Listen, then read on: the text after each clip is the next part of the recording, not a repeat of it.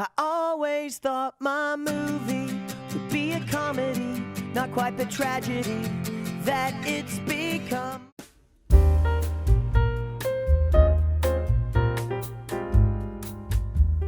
How's it going, everyone? I'm Mark. I'm Ian. And this is Movie Swap, where both of us, the Uncaped Crusaders, from the Uncaped Crusaders Review Podcast, come on here. We're stuck here. Well, we've been stuck here for years, but we finally found a way to tap into, we found an Ethernet line in the wall, and we were able, it's actually an old phone line.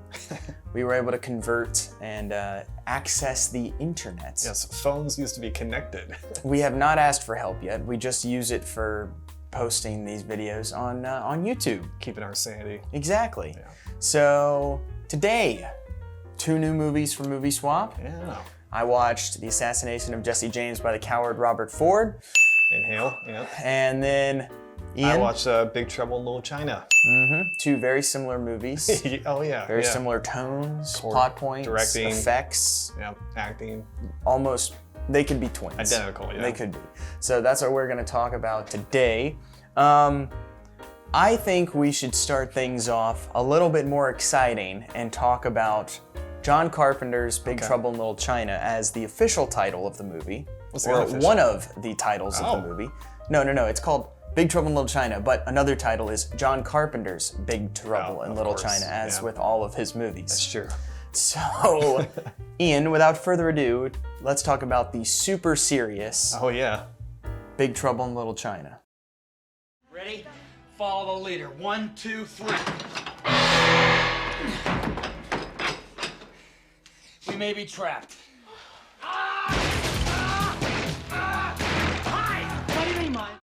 Yeah, this is gonna be hard because I'm not entirely sure what I watched.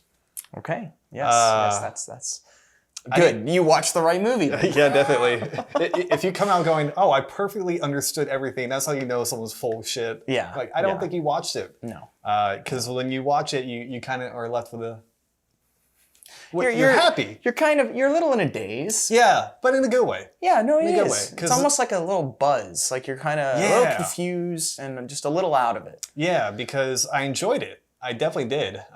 It's unlike most of the other John Carpenter I've seen, obviously being The Thing and like Assault on Precinct 13, very serious and dark. This is not that. Those are the only 2 you've seen? Halloween. Oh, Halloween, yeah, yep. That's They Live. No, not They Live. I thought you knew that. I need to put that on the list. But anyway, no. This is not like most John Carpenter I've seen.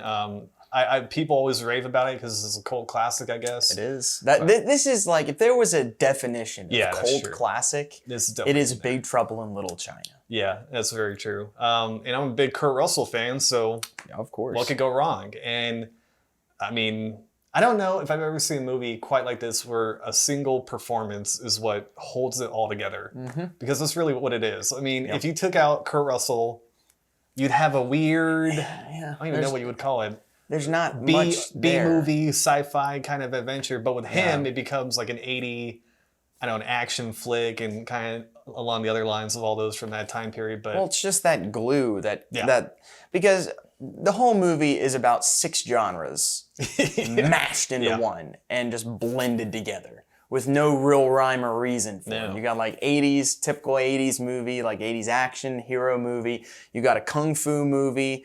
You have kind of a noir feel a old little school bit. Pulp. Yeah, and a pulp all mixed, and like some comedy all blended together in one thing and just spewed out. And somehow works because of the staple that holds it all together, being Kurt Russell. And the whole thing is molded around one innocent, oblivious bystander, which is what the audience is, embodied in Kurt Russell. And so he's able to guide you through this insane nonsense that's happening.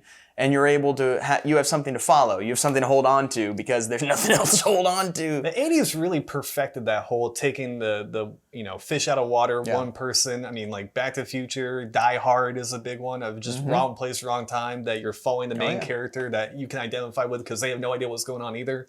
And I love how the whole movie is basically all the Chinese people like saying exposition to him. And he's like, just what's going on, guys? But he's never bored. He gives, I mean, like every other role he does, he gives 100%. He's not, all right, I guess we're going to go kill, this is Harrison Ford, by the way. I guess we're going to go kill the Chinaman who's in charge of all of it. No, he's in there. He's like trying to be an action hero. And then when they take all the shots of like courage juice or whatever, I love when he gets cocky and still has no idea what he's doing, completely unprepared, has a knife.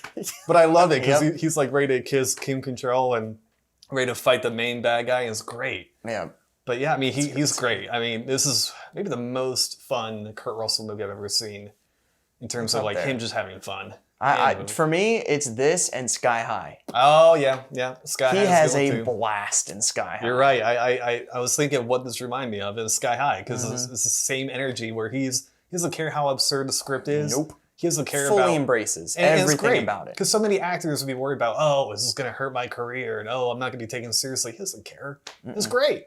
No, he makes himself taken seriously. Yeah. With the way he constantly performs and all the crazy roles that he's done. And I love how he's not even the hero, really. No. Wayne is the hero. Yeah. Wayne like defeats all the bad guys and does everything. And he Wang is a beast. Yeah, when they show up to the wedding and he's like, yeah! He shoots the ceiling and knocks himself out. It's like, you're an idiot, but I love it. Because it's great. Because it's not like a coward or anything, but he just completely inept and way over, in over But it's his all head. believable. It is. Like, it is. He's not some crazy action hero. He's just a dude. He looks it. I mean, it kind of looks it with the tank top and. But he's just a dude. Yeah, that's just thrown in this situation truck completely driver. unprepared. Yeah. He constantly is still freaking out about that he drove through Over, Lopan. It's like 2 scenes later, and he's still talking. Because in real life, you'd be if you freaking did out. that, you'd be like, what just happened? Yeah. And everyone else has moved on to someone else. He's like, no. Like, oh yeah, the 3 storms. No. Yeah, I ran through this dude. Can someone explain?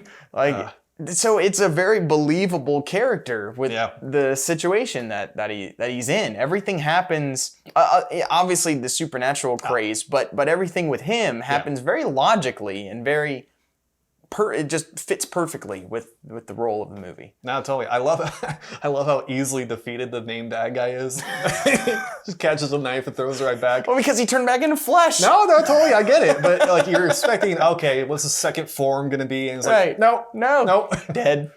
I love it though. Dead. And then I love the last act, every interaction between Jack and the Egg Shen guy.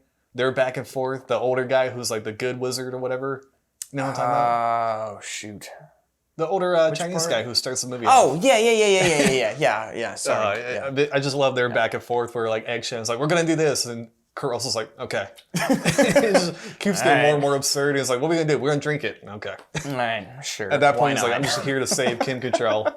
But no, I had a freaking blast this movie. I mean, there's not a whole lot to delve into in terms of themes or story, but that's the endearing part about it. Yeah, I mean, the biggest, as far as that stuff goes, it's just a way of combining all these different genres into something. It's an homage to so many different types of movies. Oh, totally. With the biggest one being just the Hong Kong action movie. Sure. Like, it's a kung fu movie most. Probably more than anything. It's like Kung Fu and Flash Gordon. To me are like the two biggest things. Huge of this. Flash Gordon influence, obviously. I mean, it's that part's so much fun. And I've recently rewatched several Bruce Lee movies, and so I kind of have had that appreciation in there for then watching this, and you see all of that in this movie, and it's just the over the top choreography and the stuff. It's wonderful. It's great. And it's so much fun to watch. Yeah, this is a movie you couldn't make today because not even like political reasons. I mean, although you couldn't do all the Chinese stuff. I mean, China would never have that. Oh, why not? Because this is Chinatown. I know, but like now China has to be the hero of everything, and so having Lo Pan or whatever be like this creepy ass. But Wang is basically the hero of everything. That's true, but then you wouldn't have Kurt Russell. You'd have to have only Wayne. But you couldn't make it today just because I don't know anyone who has like the type of heart to make a movie as, again, just not trying to do anything grand or like, special. Just make a fun action flick, kung fu genre blend flick.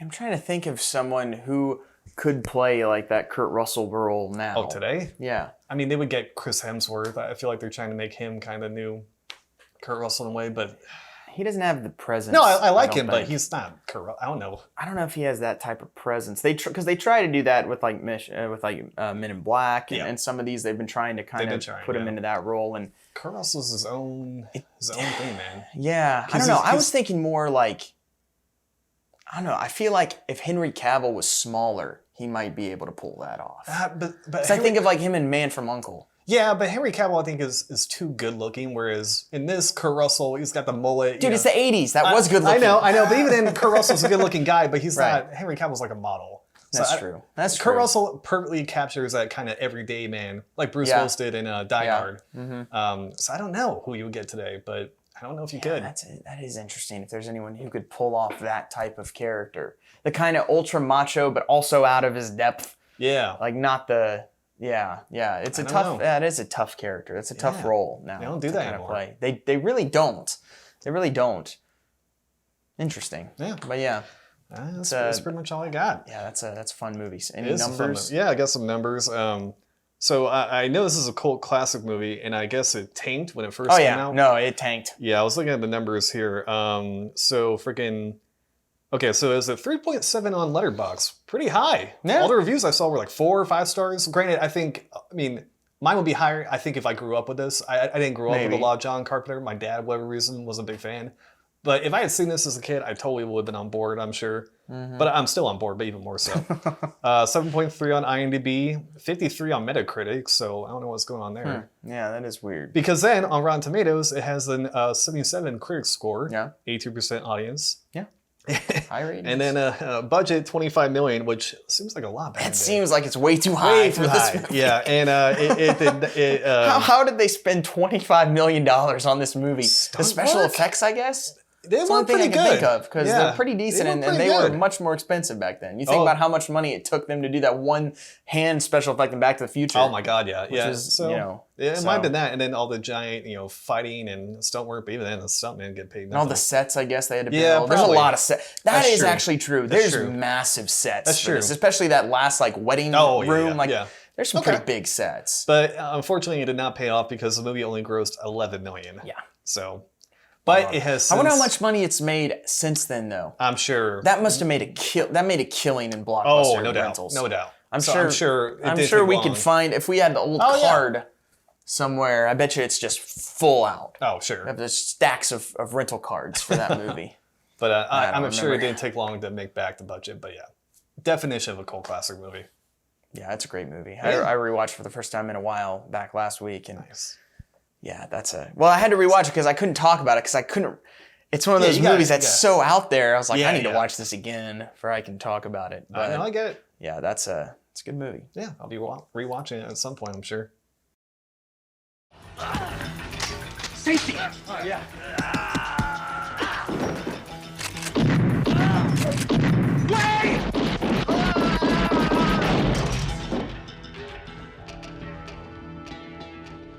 First time you ever plugged somebody? Of course not. Come on! All right. So now we're gonna. We gotta shift gears. Shift gears isn't even the right word. No. We're gonna slam it into reverse. Going 60 down the highway. Yeah. And now we're gonna talk about the assassination of Jesse James by the coward Robert Ford. Bob's the expert. Let's put it to him.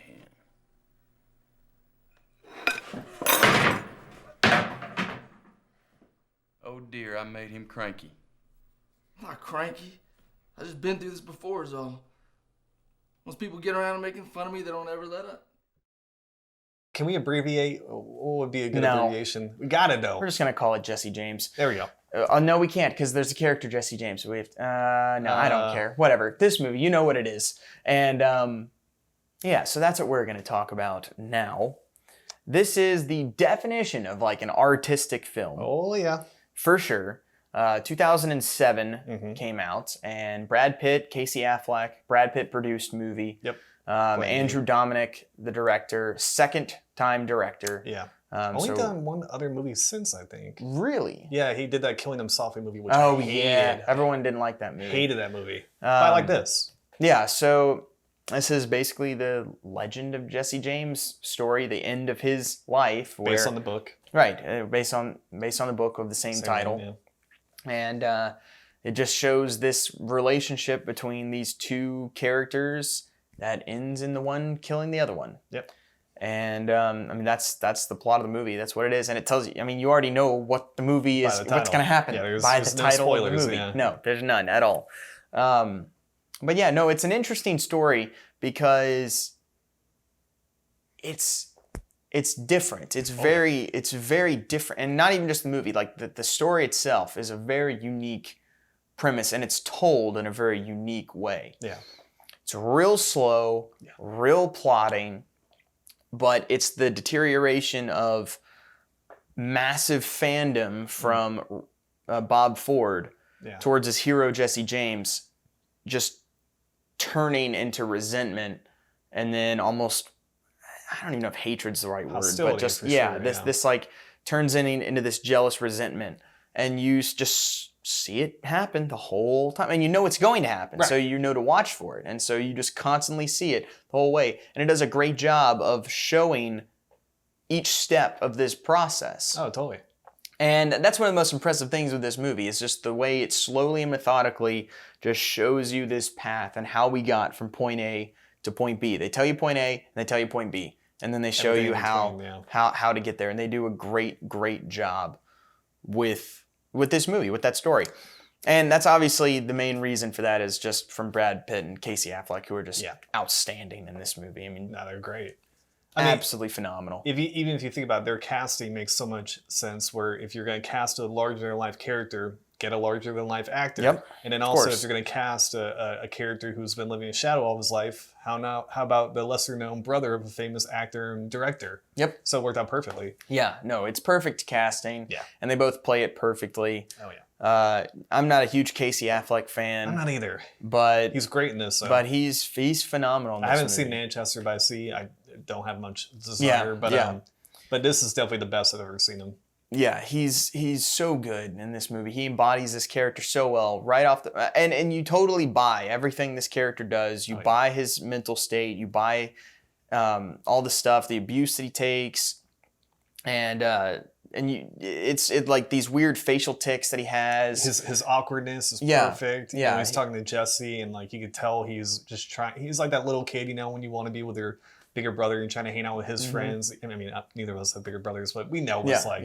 When you're just trying to act like you know what you're talking about and relate, but it just makes you look like an idiot. Exactly. Basically. Yeah. And you can't ever get out of, once you kind of become that butt of the joke, it's almost impossible to ever shake that. Especially in any sphere of friends at all. It is really, really hard. It's really hard to get out of. I know I've been there before, where I've been that type of guy, and because when you try and get out of it, it just makes you look more and more ridiculous. So it's a no-win situation a lot of times with that. And he obviously has no idea how to handle it. No. And his way to handle it is just to lash out with stuff, which just makes it look like he's throwing a little temper tantrum, and then it makes him made fun of even more. Yeah. So it's just this snowball effect of how this character's treated, and then ultimately culminates with him. It really culminates with him turning on everyone. That's the change. Yeah, long before he even kills It's before he Jesse. kills him. Yeah. That's the part where the character decide, like that's his way of doing something. And again, it's the character. It's a perfect character which we've seen we've seen several times even in real life, or like with the terrible tragic shootings that we see. Sure. We've seen examples of this type of character being like that ends up being the transformation. Is that type of, you gotta look out for the quiet ones. Right. Downtrodden, you know, years of abuse. Taking silent abuse, not being able to handle it or channel it anywhere, and then it just explodes. So it explodes. So it's done really well, and it's a very believable character because it's something we're familiar with. And that's done really. That's done great. The thing that isn't done well in this movie, the biggest complaint most people have, because most people who see it were like, "Oh wow, this is a really good movie. Why didn't it get more buzz?" That runtime and the pacing. There's that good like 20-minute, 30-minute chunk of where the best parts of the movie are when Robert and Jesse James are together. And that's where the movie excels. But you got that big gap in between of, I forget where Bob goes, but Jesse goes off with the one guy, Garrett Dillahunt, and Bob goes off with some other people, and then the whole backstory line with Jeremy Renner and the one guy. That's when the movie kind of drags for sure. Yeah, it definitely suffers from it wanting to be more than it is. Or thinking that it's doing something. I feel like it's a movie that thinks it needs to be long to make it relevant. Probably, yeah. Like it's one of those movies where when a movie's extra long, that makes a lot of film critic snobs be like, oh, that means it's better. No. It's like... Avatar. That's not always the case. Sometimes that's the case, but it's not always the case. And in this, I think it's mostly not the case. No. And this definitely could have used a half-hour shortened. This easily could have been right under 2 hours. Shortened time, which actually is interesting enough because I had a little thing on this where Warner Brothers did not like the runtime at all. I think I remember hearing that. And they wanted to shorten it, and they wanted to speed it up and add a little bit more action into the movie. Well, that certainly sounds like Warner Brothers, especially lately. That's yeah. their MO. And Dominic fought for it because he, a second-time director, he didn't have final cut or anything. Oh, no. But then Brad Pitt stepped in and backed him, and that helped get the cut that he wanted. And we saw how that worked out. Yeah. It didn't. No.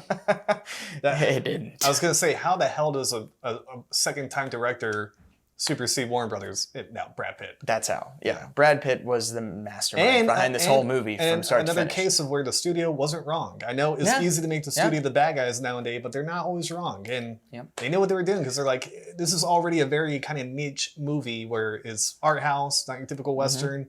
So let's maybe cut it down. And another thing that Brad Pitt made happen was the title. In his contract, he said the title could not be changed. It had to be called The Assassination of Jesse James by the Coward Robert Ford. Another horrible idea. Yeah. Because that title is impossible to market. Yeah, that's the problem. It's a horrible title. Good title for the movie, but... Yeah, it's fine, but that is not a good movie title. No. Again, another reason, with many reasons, why this movie completely bombed. Which is sad because you look at the talent behind it. Obviously, we talked about... And you look at the movie itself, which is good. Again, everyone who's seen it is like, wow, it's a really good movie. But the big draw, I think, is one of the most beautiful movies I've ever seen. Yeah, I was about to talk about that. Oh, go ahead. Let me take your thunder. Obviously, there's 3 stars in this movie, and it's Casey Affleck, it's Brad Pitt, and it's Roger Deakins. I would add the narrator, too. I love the narration. Yeah, the narration is it's surprisingly good. I have no idea who the guy is, but I love it. Yeah, that is actually pretty good. It's kind of weird, and it's an interesting way they do narration, and usually narration is not done very well, and it's usually a crutch. Oh, yeah. But they do a good job with it in this movie. That's good. Great. That's a good call. But Roger Deakins we've talked about him plenty of times before. We've talked about Blade Runner 2049. We've talked about him a lot. Oh, yeah. 1917. He is outstanding, and this movie is him just being like, all right, oh my God. There's no boundaries. I'm going to work. He literally created his own lens that give you that weird kind of fogginess. I forget what it's called, the official term, but I'm like, he totally would do that. Yeah, he created his own lens for some of the shots in which here. Which makes it like dreamlike and really works. Yeah, he considers the train robbery scene one of his best ever works. Yeah, which is the shot where the train stops with Brad Pitt standing in front of it. Oh my God, yeah. He considers that one of his best pieces. I can totally get that. And it is outstanding. That whole sequence is just one of the most beautiful things ever. One of the biggest things that stood out with this movie is the lighting. Natural lighting, yeah. Exactly. It's beautiful. All lit by things in the environment, or made to look like it's lit by things in the environment. And so it's so dark. Yeah. So many shadows. Which helps with the immersion of it feeling like it's set in the Western period, where it's not, your typical... the old Western lot that they all use. And you've got the, lighting for the saloon. No, I love the immersion of it all. Yeah, very dark. Tons of chiaroscuro shadow lighting there, and it is that's very striking. That stands out. Yeah, right away with the way all of that's done. But they shot it in Canada, in Alberta, and Calgary. Not surprising. One, obviously, it was probably cheaper, but also because it's just nothingness. Yeah. And that's the whole point of this movie, is showing just vast nothingness, and then individuals needing to try and separate themselves from just wasteland, which is the whole thing of Robert Ford's character, and which is what Jesse James has become. Yeah, another good part, soundtrack. Great soundtrack by it's a good soundtrack. Nick Cave and Warren Ellis. Really good. I like it at least, but I'm a big soundtrack guy. Yeah, it is a very good soundtrack too. Very different from your typical Western. I mean, this is a perfect example after talking about Unforgiven of deconstructing a Western, but done well, I think. Whereas Unforgiven feels more like a gimmick, and this feels like a true, let's take a Western, typical genre, and completely change it with tone, style, representation. I love it. Where it's not just, oh, we'll do a Western, but the different storylines are changed. No, this is a Western in all pretense and purposes, but completely 100%. different. Yeah, and obviously the cast is great. Oh, yeah. Because you have Jeremy Renner in there. Sam Rockwell. You have Sam Rockwell in there who's not being normal Sam Rockwell, being different Sam Rockwell. Although what is which is normal Sam Rockwell? That's fair. He's a very eccentric guy, but I love him. Yeah, he's great and everything. Jeremy Renner. Blanked on the other guy's name. Dick Little. Yeah. Yeah, he's only in a few stuff. I don't remember his name, but he's great in this movie. Yeah. Everyone's good. Everyone's cameos, good from start to finish in this. No, totally. Zoe Deschanel shows up at one point. That's weird. She makes a weird appearance there at the end of the movie. But okay, the end right there, the death of Jesse James, how that's all framed with, because obviously Casey Affleck has already, Robert Ford has already turned on all of them. He sold them out and all this stuff, and then it's in the paper. Oh yeah. And he's like, well, that's not good. Yeah. So yeah, it's this weird thing where you're like, because then, Jesse James reads that, and there's this slow build. It's almost like a Tarantino. Oh, for sure. Tension build there. And then it's just, it's almost like, it's so weird at that point. Because then it's like, okay, Jesse James knows this, and then he just is like, that's fine, I'll die. Well, it's so bizarre. It's such a weird ending. It is, and there's a lot to delve into, because I watched a couple of video essays about it, and even I read the book back in high school, and it talks about how at that point Jesse was kind of waiting to die. Yeah. And so when he read that, he was like, okay, this is how I go out. And so when he's dusting the photograph and he sees the reflection of Robert with a gun, there's that moment, I think, in the film where he just kind of looks down and kind of surrenders himself. So there's a lot to delve into there with a normal person in survival instinct would be like, what the hell? Robert! Right. Shoot him across the table. Yeah. But Jesse is completely different as you just see his decline in the whole movie. Mm-hmm. So it's definitely interesting. But I love everything from when Jesse dies to, Robert's fate. I think that's the best part of the movie. That whole that's montage. really good. Oh. That's really good. Yeah. That's a great epilogue. And when you see just how the public reacts to him versus what he thought he was going to be a hero, and everyone's like, no, you're a dirtbag or a coward. Mm-hmm. And his life just becomes miserable. Yeah. It's crazy. And it all happened. Yeah. That's the crazy part. Yeah. Really good. Yeah. Really good way to finish it out for sure. Oh, yeah. All right. So some numbers for this movie. I'll be interested. Came out October 2007. Big year for Westerns. No Country for Old Men and There Will Be Blood. So kind of the resurgence of Westerns. And 3:10 to Yuma came out, what, the year before? I think the year after. 2008, I think. I thought it came out before. I thought it came out 2006. I think 8. I'll check while you do the numbers. All I know is I was reading Roger Ebert's thing on it, and he talked about 3:10 to Yuma. So okay. Well, you were wrong with Catch Me If You Can, so you'll forgive me if I'm a little but you were wrong too. No, same year, 2007. We're Okay, both wrong. it was the same year then. I was like, I knew it wasn't. I didn't think it was after. I thought I saw it in 8th grade, but all right. Anyway, 2-hour and 40-minute runtime. Way too long. Too long. Yeah. Too long. Some ratings for it though. IMDb 7.5. Okay. Pretty decent rating there. About what it should be. Rotten Tomatoes 77% critic rating, which is pretty shocking for an artsy movie like this. Yeah, I guess some people. Usually they just give these 90s. A lot of critics don't. I know some critics don't like westerns, and I don't know. Maybe some some saw through it and like, oh, you're trying to be art house with a 2-hour and 40-minute movie. Maybe. But 77 and then audience 75, which that seems about right for a movie like this. Oh, yeah. Letterboxd, real high, 3.9. Yeah. Makes sense, the movie crowd. Totally. And then Roger Ebert gave it a 3.5 stars out of 4. Okay. That was 4 stars, so he loved the movie. Nice. Really liked the movie. Yeah, I mean, I own it on Blu-ray just because it looks so it's good on beautiful. Blu-ray. Beautiful. Again, do I watch it very often? Unfortunately not, just because of how It's just tedious it gets. But I mean, I always skip to the end because the end is phenomenal. Yeah. And budget, $30 million. That's way too high. How did this movie It's got spend $30 million? It's gotta be talent then. I mean, Pitt alone. I guess. Jeremy Renner wasn't that big yet, though. No, he wasn't Sam much at Rockwell the wasn't that time. big. Mm-mm. Casey Affleck wasn't. So did it all just go to freaking Brad? I don't know. Maybe that train robbery? Maybe. Because I mean, that's the best part of the movie. Oh, That's yeah. my favorite part of the movie. I That know was awesome. there's only like 2 functioning trains that they use in Hollywood, and I guess it's expensive to rent them, but Yeah. I don't know. Damn.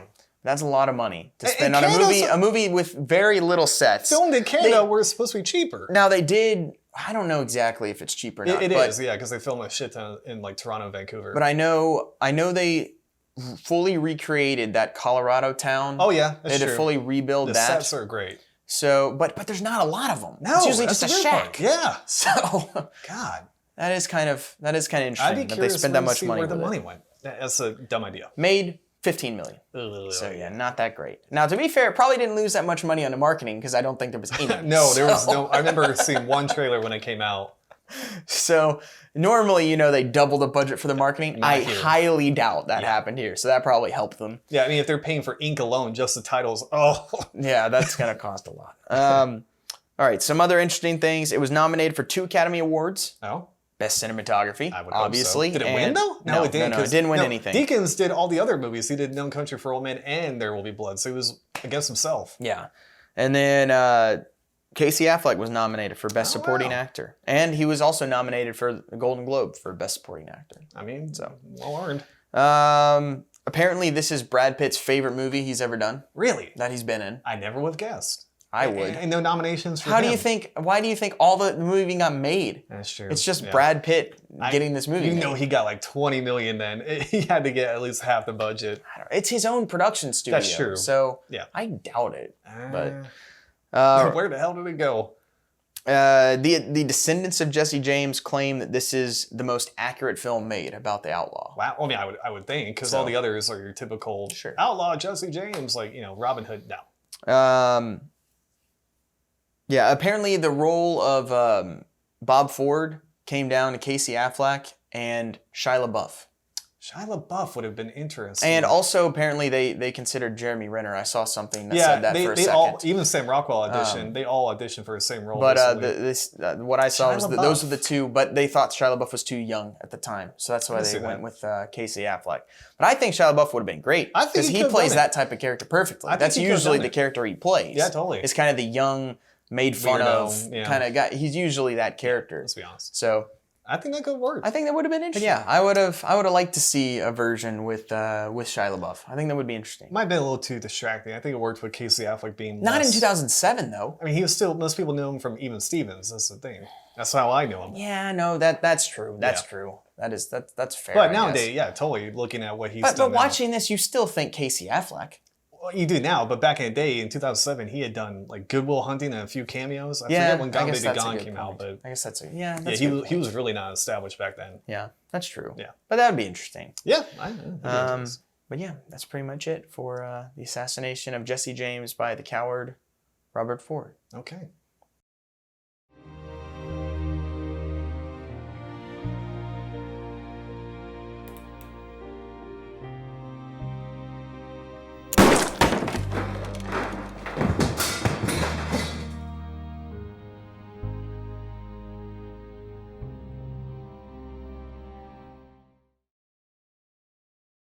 Collect.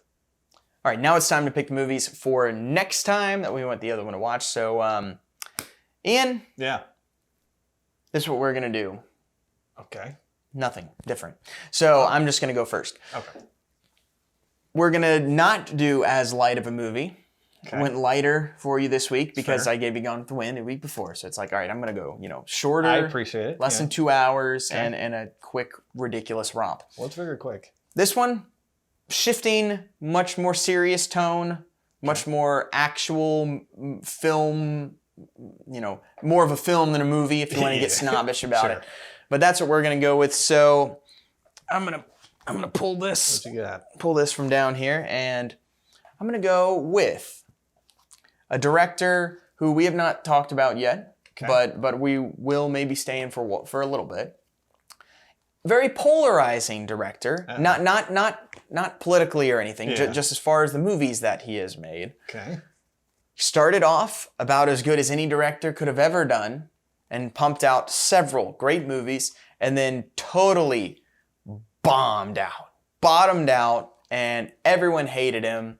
Horrible movies, but then has kind of made a little bit of a comeback in the past few years, a little bit. Shyamalan? And we're going with M. Night Shyamalan.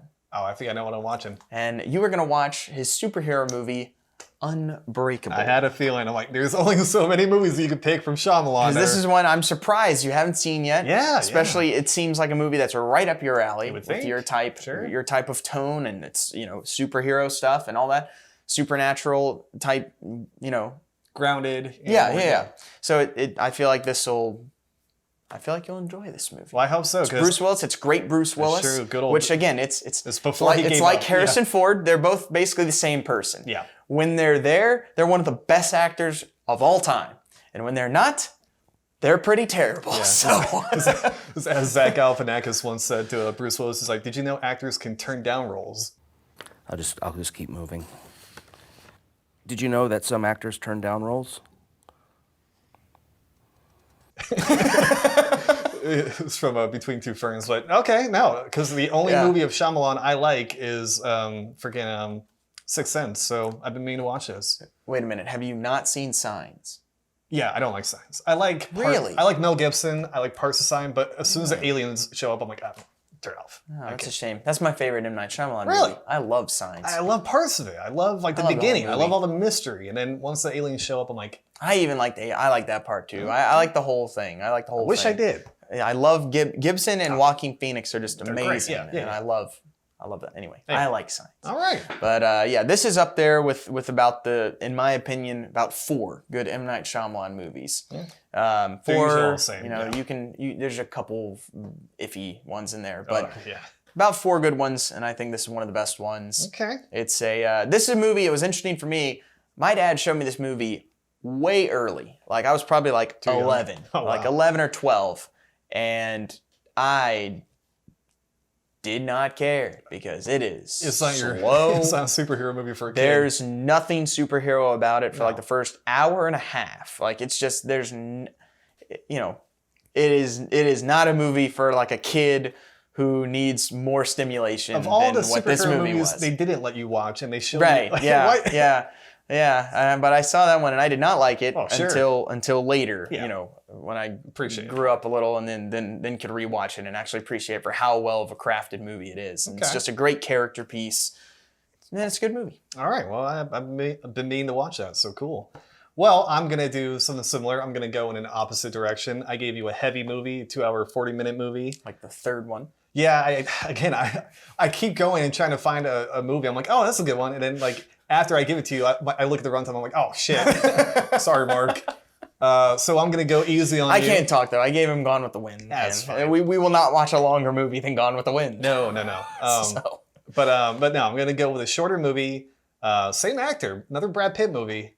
Okay. That's fine with me. Very just fun, dumb action movie. One of his better ones, I think. I think it came out in 2005. I'm gonna have you watch Mr. and Mrs. Smith with him and Angelina Jolie. Okay. I'm not exaggerating when I say best on-screen chemistry between 2 actors I've ever seen, male and female.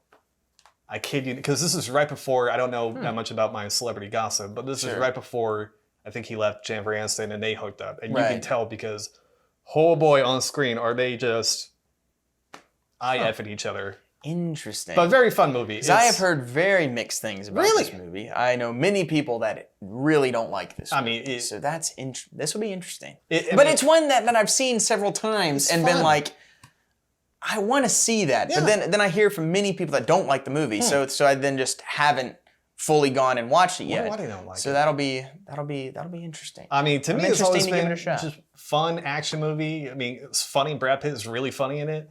I mean, there are parts that are ridiculously over the top and whatever, but I always have fun, so Okay. I don't know. I thought I'd go easy on you. I know you like Brad Pitt, so we'll see. Yeah, no, I'm down for that. I wonder how similar is it to Night and Day? Oh, Night and Day? I feel like that would be a similar movie. Yeah, probably. I think it's way better than Night and Day, but yeah. Okay, well, I definitely like Night and Day. Similar, yeah. Everyone hates that movie. I like Night and Day, Yeah. and I'm not a Cameron Diaz fan. Well, who is? That's but probably why. which is fair. She is the She is worst part of the terrible. movie, but I like Night and Day. Shit, I mean, you're a big Tom Cruise fan, fun. so how can you not? So, No, all right. I think you'll like it then. All right, no, I'm down. All right, cool. Simple. So that's what we're watching for next week. Ian is watching Unbreakable, and I'm watching Mr. and Mrs. Smith. Okay. Perfect. Any final thoughts on what we've been talking about, Ian? No. If you haven't seen Jesse James, check it out. It's definitely worth if you can suffer through the. It's definitely worth it once, for Yeah, sure. At yeah. least once. Again, if definitely. you're a art, Yeah, if you appreciate films and stuff, it's definitely worth watching. Oh yeah. Definitely. And same with Big Trouble in Little China. If Yeah, you that's haven't. fun. All right, so make sure go watch our other episodes of Movie Swap. We've had several episodes so Got a far. couple now, yeah. Yeah, go check out our last one on Gone with the Wind and Black Klansman. That one was pretty interesting. Oh yeah. Follow us on Twitter at Uncaped Review. Post all the updates to the episodes, Links.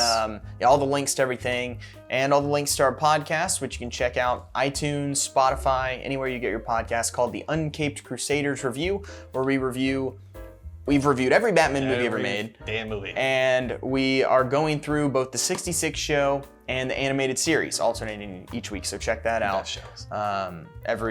Those episodes drop every Friday, so check those out. You can follow me on Twitter at MarkyMarkBrand. You can follow me at Ian Bark. Make sure and do that. Also like and subscribe here to the video. All right, well, that does it for this episode of Movie Swap. Thank you guys so much for watching. Again, I'm Mark. I'm Ian. Talk to you guys next time. Give me